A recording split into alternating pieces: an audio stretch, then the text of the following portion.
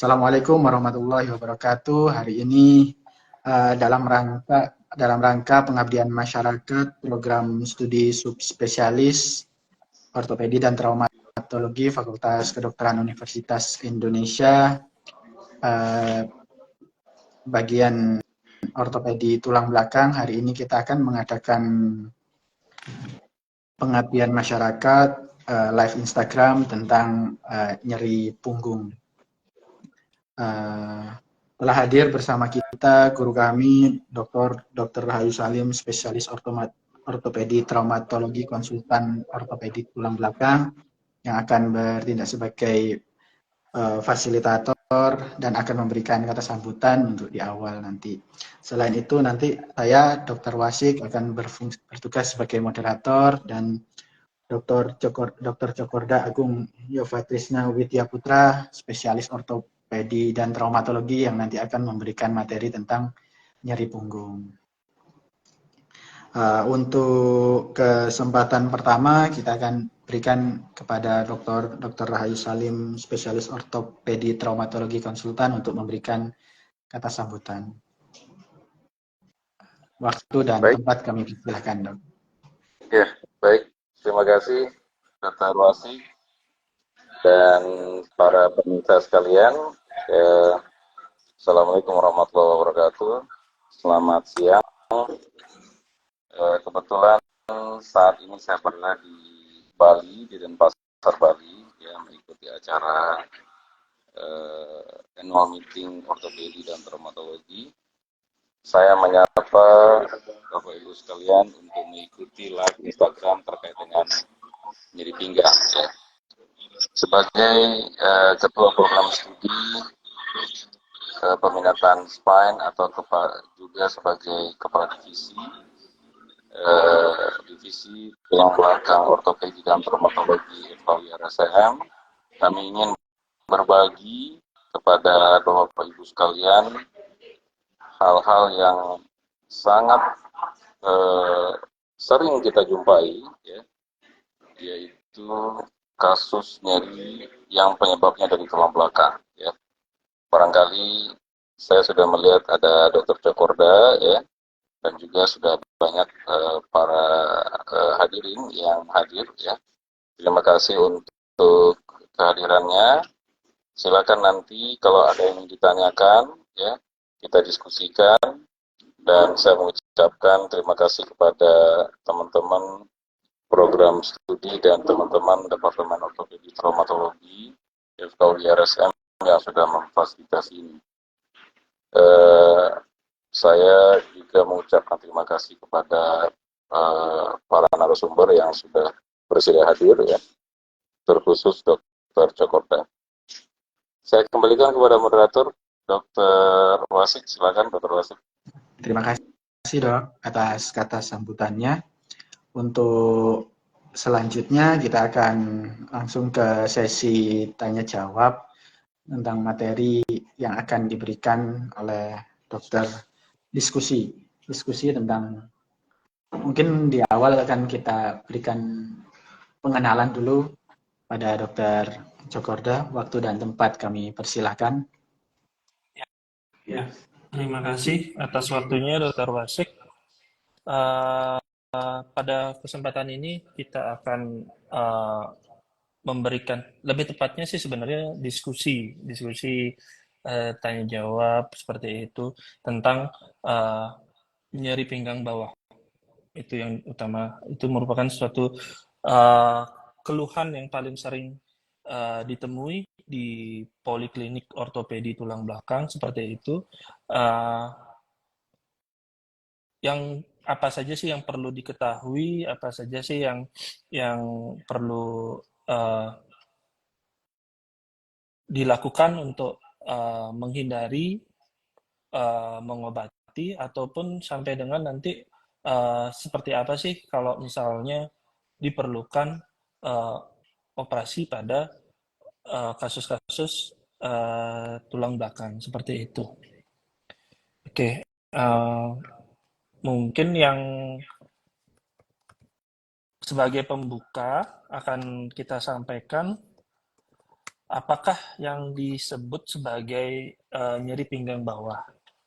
Uh, Nyeri pinggang bawah itu adalah uh, keluhan yang paling sering yang kami temui di poliklinik ortopedi tulang belakang.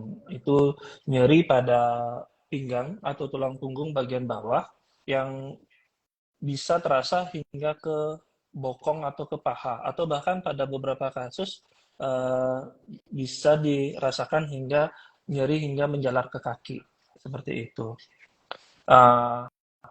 Nyeri munculnya pada punggung bagian bawah, di mana nyeri punggung bagian bawah ini tersusun dari ada tulangnya, ada ligamennya, dan ada ototnya, serta ada saraf di dalamnya, seperti itu.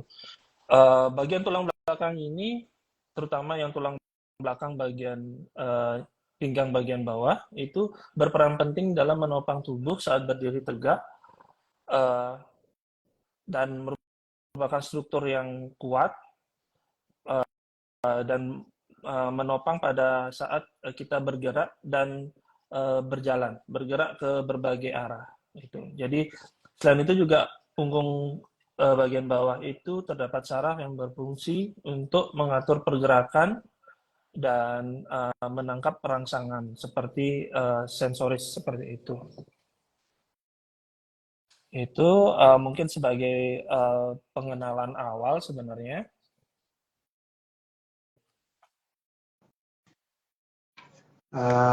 Untuk nyeri tulang punggung bawah ini sakit pinggang ya dok. Biasanya penyebabnya dari bagian ortopedi, apaan aja yang perlu kita waspadai? Ya, mungkin kita mulai dari penyebabnya penyebab nyeri pinggang bawah yang paling umum yang biasanya terjadi itu cedera karena terjatuh atau terbentur seperti itu, baik karena terjatuh karena olahraga atau terjatuh hanya jalan terpleset seperti itu, atau bahkan cedera yang lebih berat seperti kecelakaan seperti itu. Nah, kemudian penyebab yang lain adalah pergerakan tubuh yang berlebihan, mengangkat beban yang berat, seperti itu, kekakuan otot akibat jarang bergerak juga bisa, berlebihan bergerak juga bisa, kemudian kerusakan pada celah sendi tulang belakang, bisa juga kita sebut sebagai radang sendi atau artritis. Kemudian ada yang nyeri karena pengeroposan dari kepadatan tulangnya. Itu kemudian bisa juga karena gangguan saraf pada tulang belakang seperti saraf terjepit, dan bisa juga karena penyebab-penyebab yang lain dari organ-organ di sekitar pinggang bawah, seperti itu Dokter Wasi. Jadi paling banyak emang kasusnya untuk nyeri pinggang kita akan bertemu dengan dokter ortopedi tulang belakang gitu dok. Kasusnya yang paling banyak untuk nyeri pinggang. Iya, seperti itu dokter.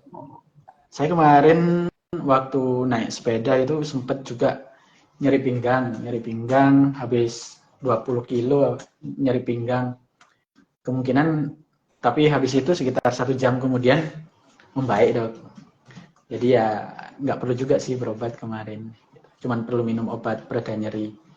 Jadi beberapa apa yang perlu kapan kita perlu untuk pergi menemui dokter ortopedi tulang belakang ataupun berobat ke dokter ketika kita mengalami nyeri tulang belakang. Karena kemarin itu ya saya sempat 1 jam aja tapi udah hilang, minum obat sudah hilang dok. Nggak perlu itu kan kayaknya dok.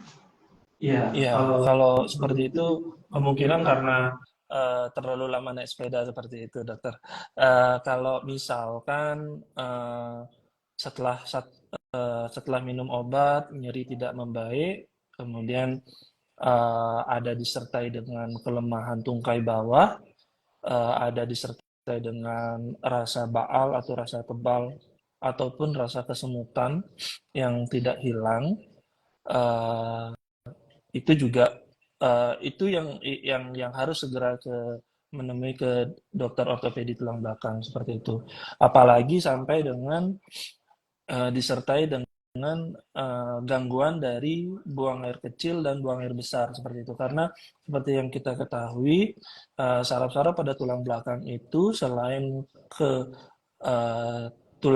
selain ke alat gerak kaki dan sensoris ke kaki, itu juga uh, mempersarafi yang daerah alat kelamin yang untuk buang air kecil dan buang air besar seperti itu, Dr. Wasit. Oh. Ya dok, sebagai masyarakat awam kita itu suka takut apakah nanti nyeri pinggang itu sering kita takuti akan menyebabkan kelumpuhan pada kita apabila kita biarkan, itu kan sebagai masyarakat awam itu sangat takut hal itu dok.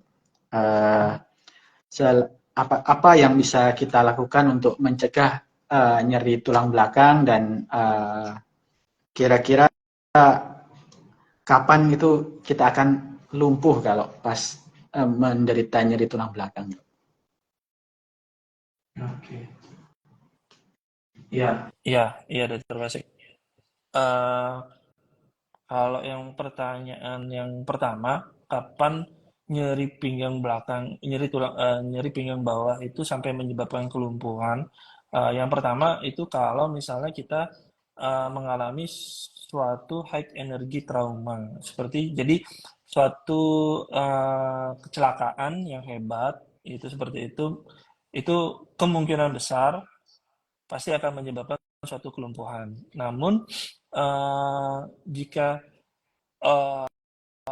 misalnya cedera atau penyebabnya tidak terlalu berat, tapi dibiarkan terus-menerus bertahun-tahun seperti itu, ya itu pun juga akan menyebabkan suatu penurunan, bukan langsung kelumpuhan sih, tapi penurunan dari kekuatan gerak dari ekstremitas bawah atau kaki seperti itu. Seperti itu, Dr. Wasik. Mungkin hal-hal apa saja yang kita bisa lakukan, terutama pada orang dengan usia udah lebih dari 30 tahun itu untuk mencegah nyeri tulang belakang. Karena kan nyeri tulang belakang banyak di antara kita hampir mengalami semuanya nyeri tulang belakang, dok. Apa aja yang bisa kita lakukan untuk mencegahnya? Ya, gitu dok. Itu dulu. Iya, oke, dokter. Terima kasih, Dr. Wasik. Untuk mencegah sebenarnya intinya adalah kita sebagai manusia ya harus rutin bergerak seperti itu. Ya, ndak hanya diam saja, tapi bergeraknya itu pun juga kita perjelas sekarang seperti rutin berolahraga untuk memperkuat otot punggung dan perut seperti itu. Olahraganya apa aja? Ya, paling kita sarankan adalah berenang, jalan kaki, ataupun bisa yang seperti yang sekarang itu, seperti yoga, seperti itu bisa juga memperkuat dari otot punggung dan perut itu. Nah, yang sering kita mungkin sedikit sepelekan gitu bahasanya, kalau untuk mencegah nyeri pinggang bawah, itu adalah menghindari mengangkat berat atau mengangkat benda yang cukup berat dengan cara yang salah gitu. Seperti misalnya kalau kita mengangkat sebuah anggaplah misalnya suatu kardus gitu ya yang isi suatu uh, beban yang mungkin sekitar 5 atau 10 kilo seperti itu yang terletak di lantai. Ketika kita jalan, kita akan mengangkatnya. Itu kadang-kadang kita langsung membungkuk seperti itu. Nah, di sanalah yang paling sering nyeri itu muncul seperti itu. Kalau bahasa-bahasa orang Jawa mungkin bilangnya pinggangnya kecetit seperti itu ya, Dokter Wasik ya. Itu. Ya, jadi sebenarnya yang benar itu adalah untuk mengangkat suatu barang yang terletak di bawah adalah kita jongkok dahulu, atau posisi tubuh kita, posisi tangan kita itu hampir sejajar dengan barang yang akan kita angkat gitu. Jadi setelah kita pegang barang itu baru kita berdiri dan kita jalan atau memindahkan barang tersebut seperti itu terus. Nah, kemudian yang penting juga adalah menjaga postur tubuh yang baik. Entah itu saat duduk, saat berdiri, atau saat berjalan. Yang paling sering adalah mungkin ketika duduk. Ya, duduknya mungkin ya agak istilahnya tidak tegak, tidak mengikuti dari kontur atau dari permukaan sandaran kursi seperti itu. Padahal sebenarnya sandaran kursi itu juga akan membantu dari menjaga postur pinggang bawah dan tulang belakang seperti itu. Nah, untuk berikutnya ya seperti ini adalah menggunakan alas tidur yang sesuai seperti itu. Biasanya alas tidurnya itu tidak juga terlalu lembek, tidak juga terlalu keras gitu ya, tergantung dari kondisi dari tulang belakang tersebut gitu. Dan yang lain yang umum adalah ya menghindari merokok, mengkonsumsi alkohol, karena itu juga mengurangi kepadatan tulang. Seperti yang tadi saya sampaikan sebelumnya adalah nyeri pinggang bawah bisa juga disebabkan karena pengeroposan dari tulang seperti itu. Ya, nah ini juga perlu diperhatikan bagi wanita, terutama mungkin wanita karir itu jangan terlalu sering menggunakan sepatu hak tinggi. Jadi itu membuat posisi pinggang bawah itu tidak sesuai dengan yang normal gitu. Nah, berikutnya adalah jangan terlalu lama atau terlalu lama berdiri atau terlalu lama duduk dan mempertahankan satu posisi. Jadi misalnya kalau kita memang kerjanya duduk gitu seperti itu, mungkin kita perlu rehat 5 menit gitu setiap setengah jam untuk mengurangi dari seperti tension gitulah ya, ketegangan dari otot-otot, ketegangan dari tulang belakang, sehingga pada akhirnya juga itu mengurangi nyeri dari tulang belakang tersebut. Ya, nah, kemudian banyak juga yang menggunakan mungkin pakaian yang terlalu ketat atau terlalu sempit. Nah, itu kadang-kadang juga menyebabkan aliran darah yang tidak lancar dan otot menjadi cepat kram seperti itu. Jadi itu juga memberikan kontribusi kepada nyeri pinggang bagian bawah. Seperti itu, Dr. Wasik. Oke, terima kasih dok. Gini, setelah kita mengetahui bagaimana cara pencegahannya, nah kalau sudah mengalami sakit pinggang, ini yang kalau masyarakat awam itu takutnya kalau ke dokter, terutama dokter ortopedi,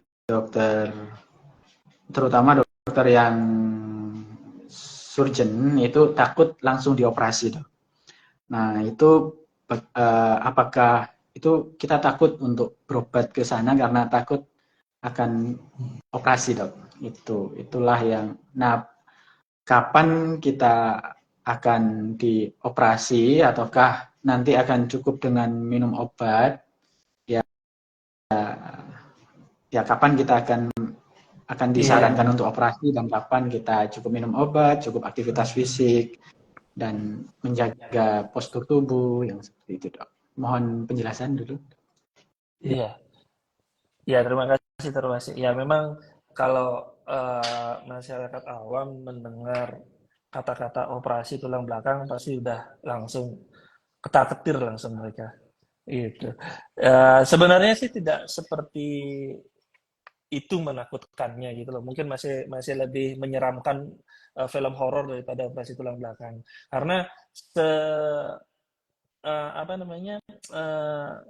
semakin kedepannya itu perkembangan dari operasi tulang belakang itu semakin canggih gitu. Jadi operasi itu tidak hanya istilahnya ditoreh, dibelek, langsung dibuka semua, tidak seperti itu. Jadi memang operasi, namanya operasi, tetap namanya operasi karena kita lakukannya di ruang operasi seperti itu.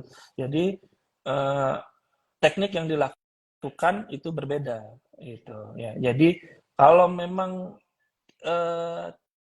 kelainannya kecil, kelainannya sedikit, ya kita tidak akan membuka banyak gitu. Jadi ada istilah minimal invasif sekarang. Jadi dengan insisi atau torehan yang kecil itu sudah cukup untuk menyelesaikan masalah seperti itu. Ya, ada istilah endoskopi. Endoskopi itu pun juga seperti insisinya kecil atau torehannya kecil, lebih kecil lagi sebenarnya. Mungkin sekitar 1 sampai 2 cm untuk memasukkan suatu kamera ke dalam area tulang belakang untuk menyelesaikan permasalahan-permasalahan yang ada di tulang belakang tersebut, seperti itu. Nah, yang sekarang sedang berkembang adalah pembedahan tulang belakang dengan menggunakan suatu robot ataupun augmented reality, gitu, seperti itu. Jadi itu sangat menambah presisi dari operasi tersebut. Nah, namun sebelum dilakukan suatu operasi, jika ada yang mengalami keluhan nyeri pinggang bawah terutama seperti itu, kita tidak akan langsung istilahnya ujuk-ujuk gitu loh, langsung tergesa-gesa untuk menyarankan pasiennya operasi, apalagi nyerinya baru saja dialami seperti itu. Kita pasti akan melakukan pemeriksaan dahulu, melakukan X-ray, melakukan MRI ataupun CT scan. Kemudian kita akan mulai dengan yang sederhana dulu, seperti mengkonsumsi obat-obatan, fisioterapi, atau penggunaan penyangga pinggang bawah yang kita sebut biasanya korset atau brace seperti itu. Nah, jika dalam durasi waktu tertentu metode pengobatan di atas itu tidak efektif seperti itu untuk menghilangkan nyeri dari pinggang bawah, maka biasanya kita akan sarankan atau kita anjurkan untuk istilahnya naik level lah gitu ya, naik level ke tindakan yang lebih intervensi ya. Jadi yang mungkin dari yang paling sederhana itu bisa kita lakukan suatu nerve block atau blok dari saraf yang menyebabkan sakit. Kemudian bisa juga kalau misalnya penyebabnya seperti saraf kejepit itu karena bantalan tulangnya itu menekan, itu bisa juga dilakukan suatu tindakan laser yang lukanya hanya sebesar jarum suntik seperti itu, dan bisa dilakukan dengan bius lokal seperti itu. Nah, kalau dengan hal-hal yang sederhana sudah naik level ke, ya mungkin kita anggap itu suatu level 2 lah gitu ya, atau level medium itu juga tidak menyelesaikan permasalahan, baru kita melakukan intervensi yang lebih besar seperti yang saya sampaikan tadi, yaitu operasi yang lebih terbuka, operasi terbuka, atau mungkin bisa juga dengan minimal invasif dengan menggunakan mikroskop, ataupun juga endoskopi, seperti itu. Nah, selain menghilangkan nyeri, sebenarnya juga operasi tulang belakang itu juga menghilangkan atau memperbaiki dari kelainan bentuk dari tulang belakang tersebut yang juga pada akhirnya menyebabkan nyeri seperti itu. Nah, dan memperbaiki atau mengurangi dari segala hal yang menyebabkan nyeri pada pinggang bawah seperti itu. Nah, memang pada salah satu risiko yang sering kita sampaikan adalah risiko kelumpuhan pada tungkai bawah pasien. Tapi dengan perkembangan yang semakin maju seperti itu, risiko itu dapat ditekan seminimal mungkin seperti itu, Dr. Basri. Oke, berarti pada saat kita berkunjung ke dokter ortopedi, kita punya eh, punya apa itu bahwa kita punya ya, bahwa kita tidak akan selalu dioperasi ya. Jadi itu. Kemudian mungkin kalau dari audiens kalau mau mengajukan pertanyaan mungkin bisa ditulis di kolom komentar ataupun di ditulis di kolom komentar di live IG ini. Kita masih ada waktu sampai dengan 5 menit lagi. Ya, kurang lebih 10 menit lagi. Oke. Selain itu kita lanjutkan ke Dokter Cokorda. Tadi saya cukup interest tentang teknologi minimal invasif yang tadi itu menyebabkan rasa nyeri ataupun luka yang tidak besar ya dok. Iya betul. Lukanya tidak besar sehingga pasien dapat segera pulang dan dapat beraktivitas seperti sedia kala dalam jangka waktu cepat. Ya. Fase pemulihannya lebih singkat seperti itu termasuk.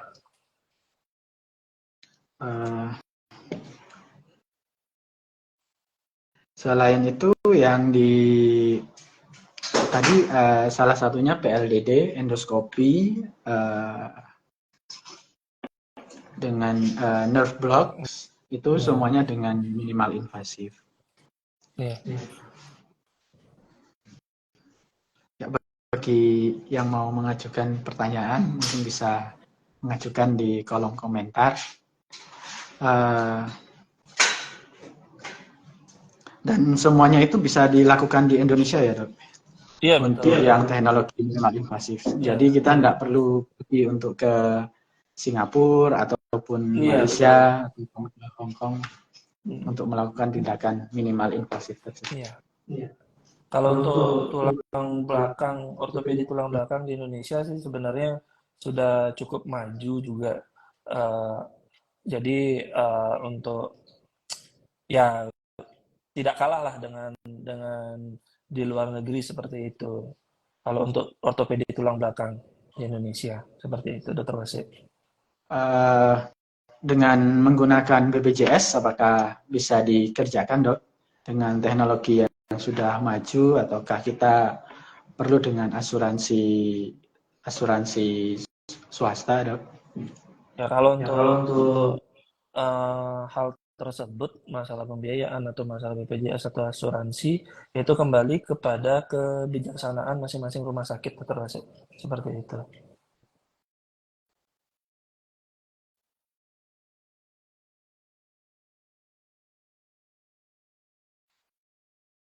Mungkin kita perlu memberitahukan juga, Dr. Wasit, mungkin seperti yang kita sampaikan tadi itu kita mungkin perlu mengingatkan beberapa faktor-faktor resiko mungkin ya Dr. Wasit ya seperti itu ya. Jadi yang seperti mungkin untuk faktor resiko itu adalah umur 30 sampai 50 itu sudah mulai sering nyeri pinggang seperti itu, nyeri pinggang bawah seperti itu. Jadi ya kalau sudah mulai umur 30-an ke atas itu sudah mulai harus berhati-hati sebenarnya. Kemudian yang mempunyai berat badan berlebih seperti itu termasuk ya. Jadi yang lebih tinggi dia risiko untuk menjadi nyeri pinggang bawah. Jarang berolahraga itu juga meningkatkan risiko nyeri pinggang bawah. Terlalu banyak berolahraga juga menyebabkan nyeri pinggang bawah juga seperti itu. Seperti yang Dr. Wasit katakan tadi, naik sepeda terlalu lama. Ya, untungnya bisa diatasi dengan minum obat sekali saja seperti itu, Dr. Wasit. Ya, mengangkat beban yang berlebihan itu juga seperti yang tadi. Ya. Nah, hati-hati juga pada para wanita, para perempuan yang sedang hamil. Ya, itu kan beban yang dibawa di istilahnya di kandungannya itu juga otomatis juga meningkatkan beban ke pinggang bawah seperti itu terus.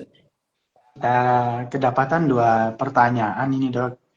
Pertanyaan dari yang pertama dari V14 ini, yang kedua dari Jody SPmed. Oh, ada lagi pertanyaan dari Bu Nurul Badia juga. Yang pertama ini, orang tua saya pernah MRI dan sudah didiagnosis HNP. Dan setelah itu nggak berobat lagi. Sekarang beliau merasa sakit lagi, kadang jalan lama sakit dari pinggang ke kaki. Apakah HNP-nya tambah parah, Dok? Oke, terima kasih terima kasih kepada mau yang kedua, penanya. Dok? Apa ini dulu? Kayaknya saya jawab satu-satu dulu. Satu-satu. Baik, Dok. Iya, biar lebih fokus terus. Jadi kalau seperti itu, kita harus lihat dulu hasil MRI-nya seperti apa. Tetapi kalau dari ceritanya seperti itu, kemungkinan besar memang bertambah parah dari HNP-nya. Jadi kalau misalnya MRI-nya sudah terlalu lama sebelumnya, mungkin sudah setahun atau bahkan lebih daripada itu, ya kita harus ulang MRI. Sambil menunggu hasil MRI, mungkin kita kasih obat-obatan dahulu seperti itu. Jadi dengan hasil MRI yang terbaru itu, kita akan tentukan langkah apa atau tindakan apa yang memang sesuai dengan kondisi dari pasien. Seperti itu, Dr. Rasik.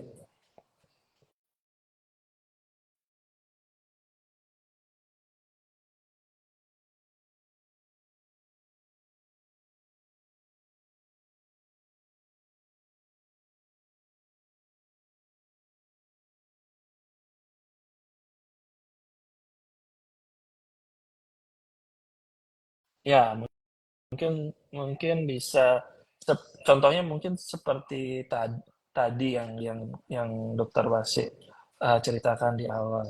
Jadi mungkin tadi bilangnya kalau bungkuk ya Dokter Wasik ya. Ya. Oke, kalau ketika bungkuk itu kita lihat dulu ini yang menderita nyeri ini umurnya berapa seperti itu. Kalau misalnya masih muda, itu kemungkinan besar uh, permasalahannya bisa dari bantalan tulangnya atau bisa dari persendiannya seperti itu.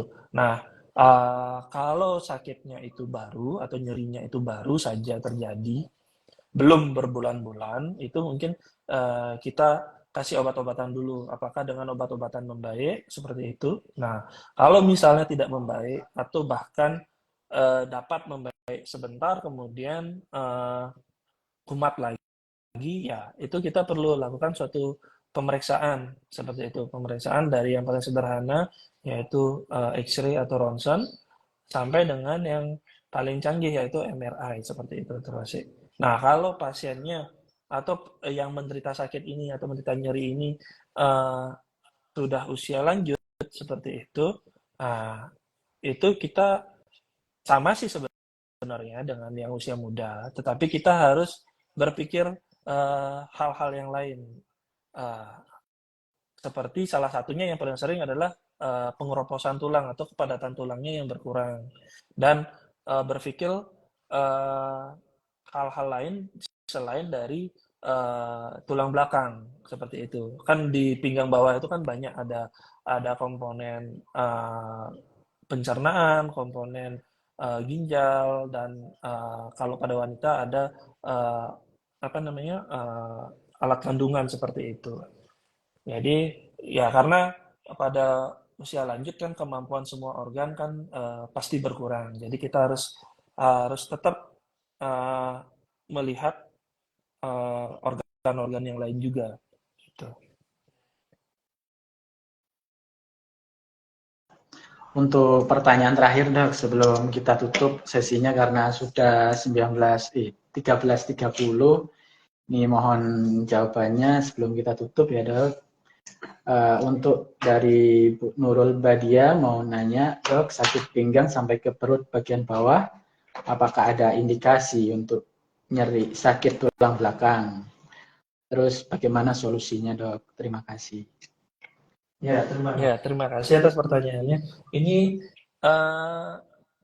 serupa dengan pertanyaan sebelumnya ya. Jadi tetap kita harus lihat nyerinya seperti apa, lokasi nyerinya sampai di mana, seperti itu. Dan apakah yang memperberat dari nyeri tersebut? Apakah ketika berjalan, apakah ketika duduk lama, seperti itu. Nah, kalau misalkan itu pasien atau yang menderita nyeri tersebut masih usia muda, ya kita memang lebih cenderung untuk melihat permasalahan itu ke permasalahan di tulang belakang. Tetapi kalau misalkan seperti yang kita tahu di pinggang bagian bawah itu kan ada ginjalnya, ada pencernaan, ada alat kandungan kalau pada perempuan. Ya kita harus tanyakan juga apakah dari kencing atau buang air besar, atau kalau pada wanita misalnya ada permasalahan di kandungan. Nah, kalau hal-hal tersebut tidak ada, jadi kita bisa mengambil suatu kesimpulan atau bisa memperkecil kemungkinan-kemungkinan menjadi hanya permasalahan di pinggang bawah.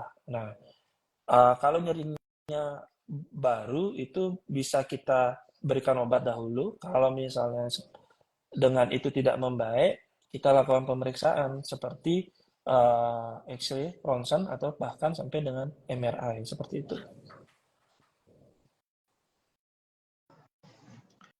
Ya, ini terima kasih, Dok, atas penjelasannya dalam live Instagram ini, karena kita dibatasi waktu sudah jam 13.30, mungkin baiknya kita akhiri, dan terima kasih kepada para audiens, para penonton yang telah nonton live Instagram ini dalam rangka pengabdian masyarakat, subspesialis ortopedi tulang belakang, Fakultas Kedokteran Universitas Indonesia.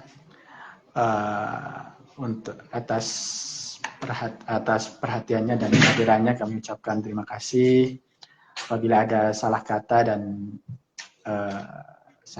dan ucap, kami mohon maaf sebesar-besarnya, dan ini kami akhiri. Wabillahi taufiq wal hidayah. Wassalamualaikum warahmatullahi wabarakatuh.